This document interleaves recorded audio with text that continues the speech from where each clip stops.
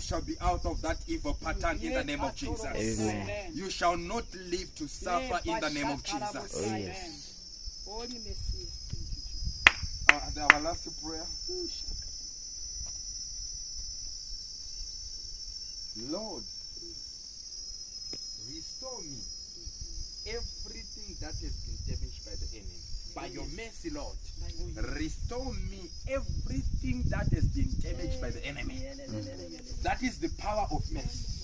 Mercy brings restoration, mercy brings peace, mercy brings joy, you recover everything.